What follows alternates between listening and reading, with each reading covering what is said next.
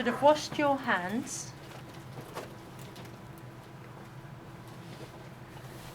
and apply the oil to the chest, face.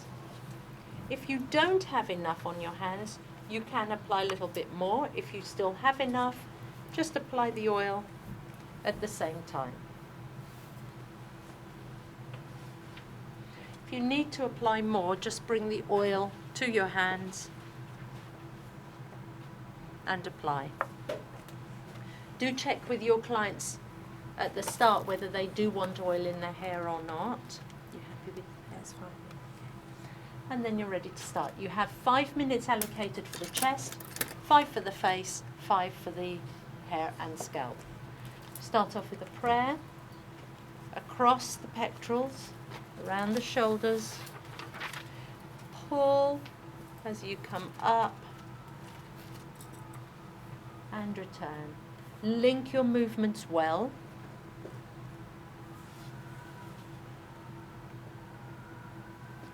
Three to 6 of each techniques.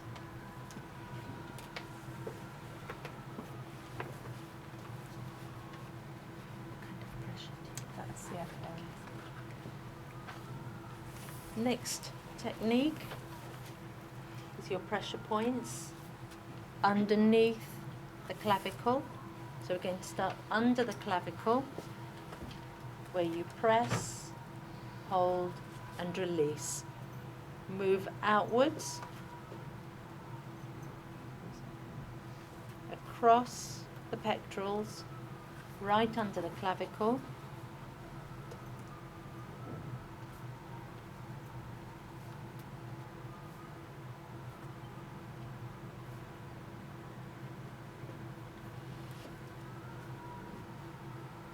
Around the shoulders,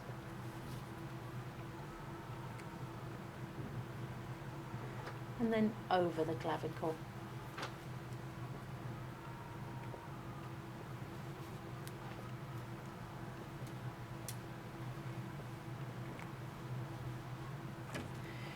You repeat this up to 2 times. So do it once more. Do it just once more. Yeah, under the clavicle.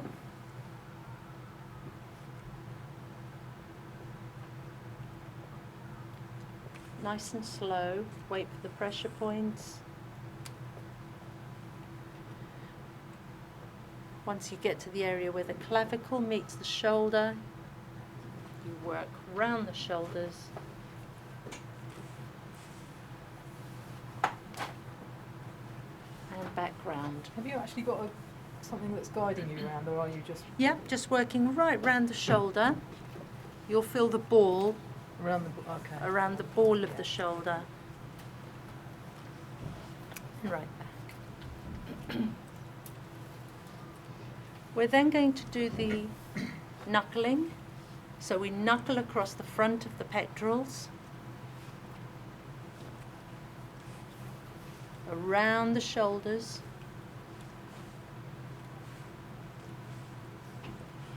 around the back of the trapezius, right to the back of the neck, right up to the occipitals, all the way up to the jaw. And when you want to repeat, slide down and repeat again. Again, 2 to 3 times.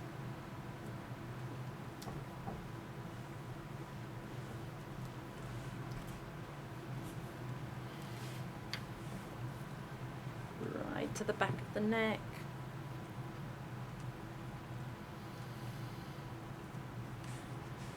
Now the next movement isn't in your routine, but we did add this technique. It's when you turn the client's head to the side, support with one hand, and use the other hand to finger knead from the shoulder all the way up to the occipitals. So it's circular movements. Is that too firm? No, that's fine, that's fine. All the way up to the occipitals, slide down and repeat. So you're going to work your way from the back of the trapezius to the sternocleidomastoid muscle.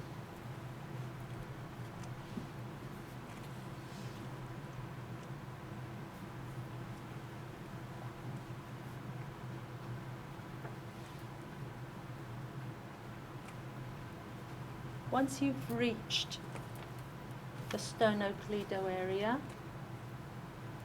stretch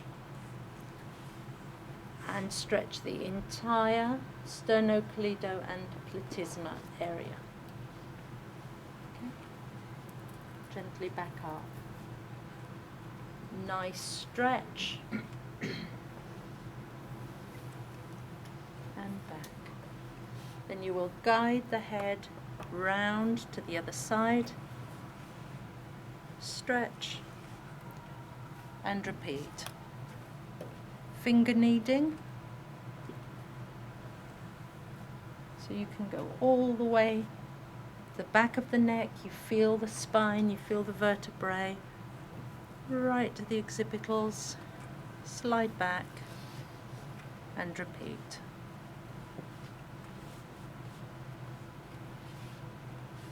If you feel nodules somewhere, do stay and concentrate on the area.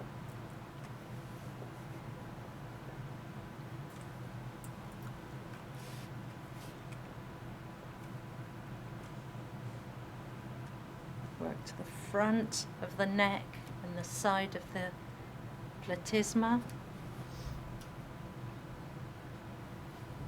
And stretch.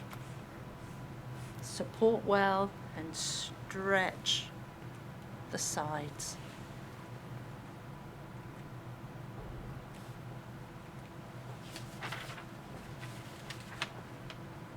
Two to 3 times.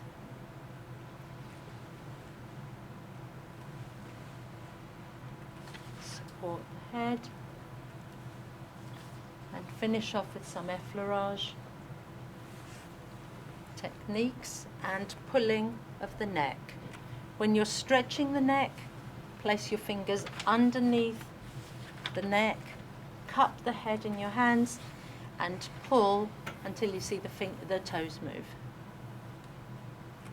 Once you've done that, slide to the face and we're ready for the facial.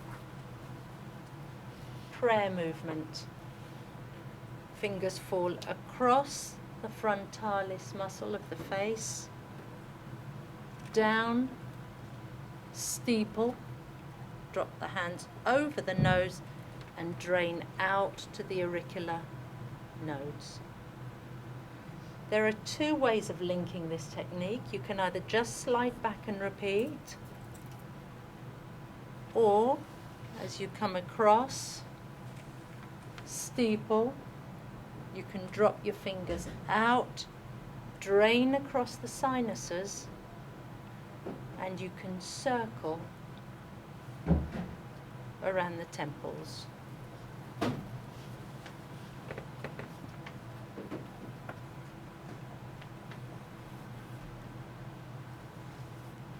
Three to 6 times for each technique.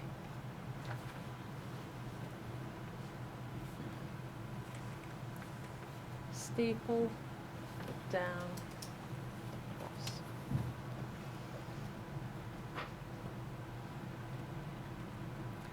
Next technique, using your thumbs, we're going to drain outwards towards the auricular nodes. So we're going to work across the forehead, 2 to 3 times each technique.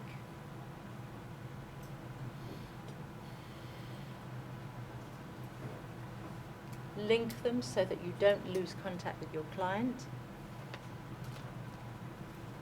And then work your way down the face. So now I'm under the eyes.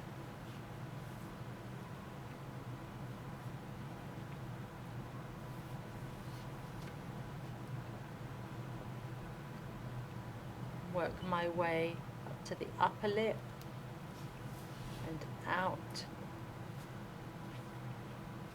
Across to the auricular nodes again.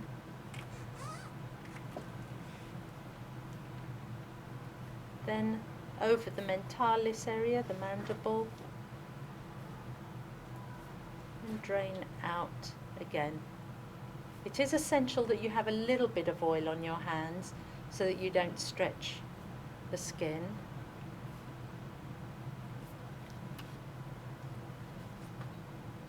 And then you can cup your hands over the mandible just to drain outwards.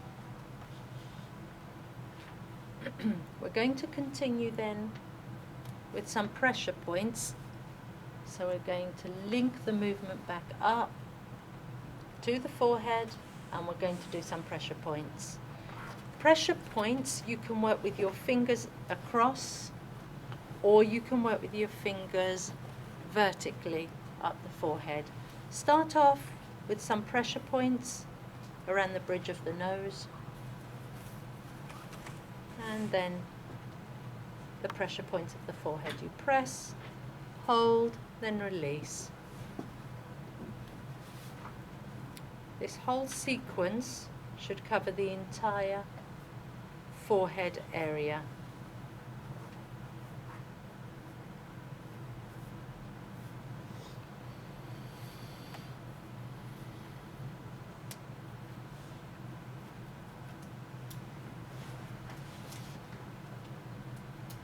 Do you spread your fingers more apart on a larger forehead, or do you sort of go outwards more so that you keep all your fingers together?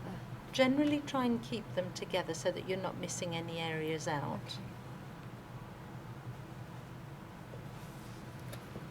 When you come back to the center, back to the bridge of the nose, and then we're going to work around the eye. This is the orbicularis oculi muscle. You just hook underneath the brow into the orbit area, press, hold and release. And work your way round the muscle.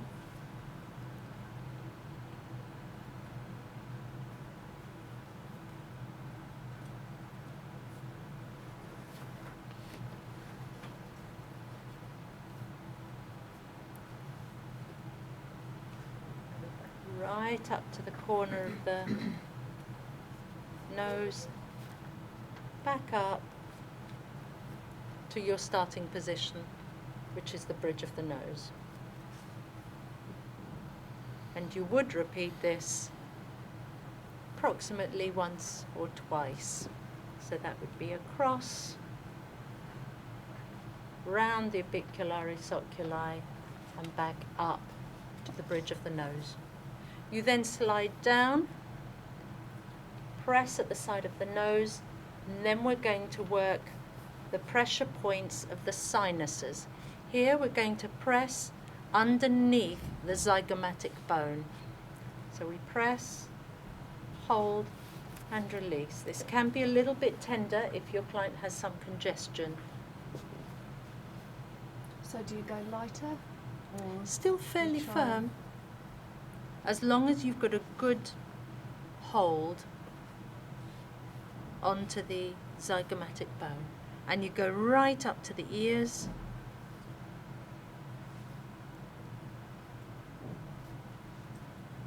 And then work your way back. Do tell me if it's painful. That's good. Very good for sinus congestion. Sometimes you can hear popping of the sinuses underneath.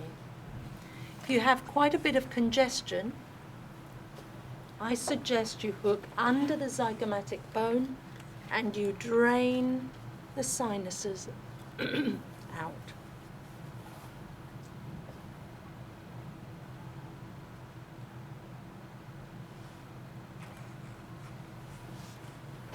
Would it be okay to use eucalyptus if they did have a lot of congestion on the face? Yeah. That would be okay. As long as you discussed it with the client and that was an okay pressure for them, an okay oil. Then fingers underneath the mandible. Press, hold, release. Work your way round the face. Around the hairline.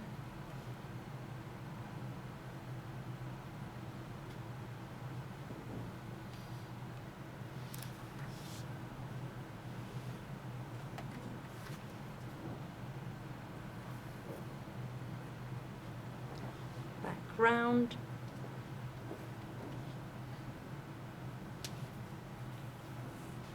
Over the temples to the ears. Once you get to the ears, you can massage all areas of the ears, remembering that they do have reflexes. The outer contours here being the face, all the outer organs and the inner organs in the middle part of the ear. So you can do a little bit of stimulating there. Stay on the ears as long as you need to before you go onto the scalp and do some pressure points. So the weight of your client's head should be in your hands, and you do some pressure points. With the pressure points, you move over the underlying tissues, but you're not massaging. Your fingers are static on the client, and you're moving the skin, but not moving the fingers. It's quite a firm pressure. If your client has really dry hair and they want to, you can apply some more oil to the hair now. Don't forget the back of the head, and continue with the pressure points. I'm not going to stay too long on it now, but you can spend as long as you like, or as much time as you have available. Then you'll turn this movement into a shampooing massage movement using your fingers and your thumbs.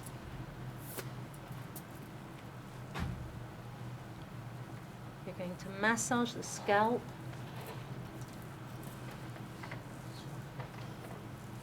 as if you're shampooing.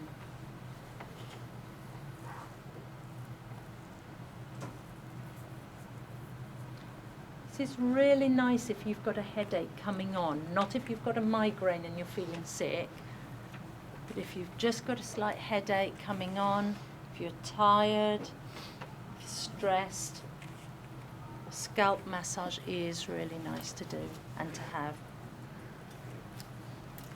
If you've applied oil onto the client's hair, remember to tell them to shampoo it by emulsifying it first.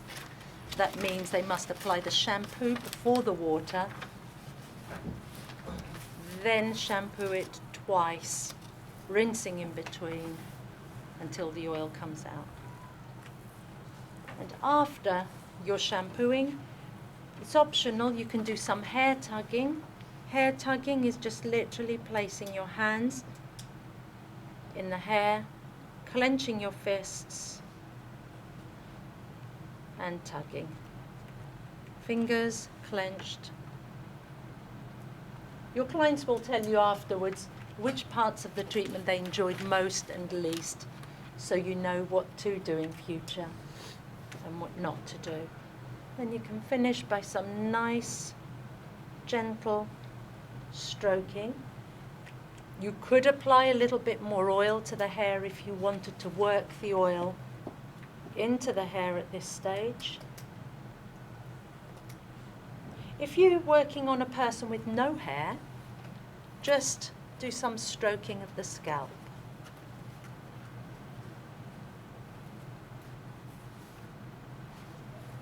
And finish off by some nice balancing of the crown chakra at the top of the head.